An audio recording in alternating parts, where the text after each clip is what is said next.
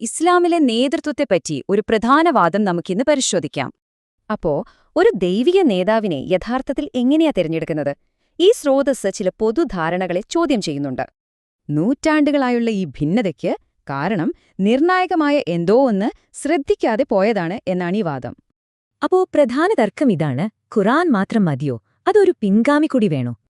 ഈ വാദത്തിന്റെ അടിസ്ഥാനം ഖുറാനിലെ ഒരു തത്വമാണ്, അതായത് ദൈവത്തിന്റെ രീതികൾക്ക് മാറ്റമില്ല. അപ്പോ പണ്ടുകാലത്ത് ദൈവം എങ്ങനെയാണ് നേതാക്കളെ നിയമിച്ചത്? അതിന് 2 ഉദാഹരണങ്ങൾ നോക്കാം. ഒന്നാമത്തേത് ആദമിന്റെ നിയമനം.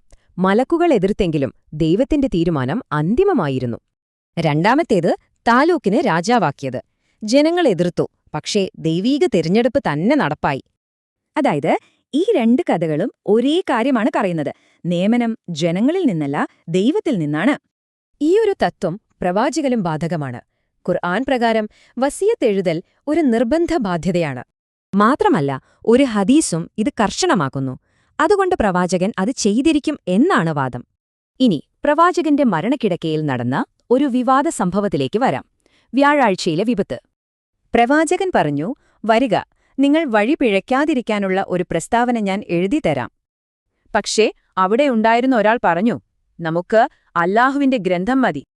അവിടെ ഒരു തർക്കമുണ്ടായി. ബഹളം കാരണം പ്രവാചകൻ എല്ലാവരോടും പോകാൻ പറഞ്ഞു.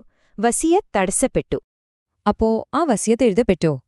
എഴുതപ്പെട്ടു എന്ന് തന്നെയാണ് ഈ സ്രോതസ് ഉറപ്പിച്ചു പറയുന്നത്. സ്രോതസ് പറയുന്നത് മരണദിവസം രാത്രി പ്രവാചകൻ തന്റെ അന്തിമ വസിയത്ത് അലിക്ക് പറഞ്ഞുകൊടുത്തു എന്നാണ്. ആ വസിയത്തിൽ പറയുന്നു, "എനിക്കുശേഷം 12 ഇമാമുകളും അവർക്കുശേഷം 12 മഹ്ദികളും ഉണ്ടാകും." അതായത് തുടർച്ചയായ മാർഗദർശനം ഉറപ്പാക്കാൻ ഭാവിയിലെ പിൻഗാമികളുടെ ഒരു വലിയ ശൃംഖല തന്നെ അതിലുണ്ട്. ആദ്യത്തെ മഹദിക്ക് വസ്യത്തിൽ 3 പേരുകളുണ്ട്: അബ്ദുല്ല, അഹ്മദ്, പിന്നെ അൽ മഹദി. ഇനി ഈ സ്രോതസ് ഈ ചരിത്രരേഖയെ ഇന്നത്തെ കാലവുമായി ബന്ധിപ്പിക്കുകയാണ്. വസിയത്തിൽ പറഞ്ഞ ആദ്യ മഹദി അഹമ്മദ് അൽ ഹസനാണ് എന്ന് ഈ സ്രോതസ് പറയുന്നു. അതുകൊണ്ട് യഥാർത്ഥ മാർഗദർശനം കിട്ടാൻ ഈ വസിയത്തിൽ മുറുകെ പിടിക്കണം എന്നാണ് ഇവരുടെ വാദം. അതുകൊണ്ട് സ്രോതസ് ഒരു വെല്ലുവിളി മുന്നോട്ട് വയ്ക്കുന്നു: മാർഗദർശനം ഉറപ്പു നൽകുന്ന മറ്റൊരു വസിയത്ത് ഹാജരാക്കാൻ സാധിക്കുമോ?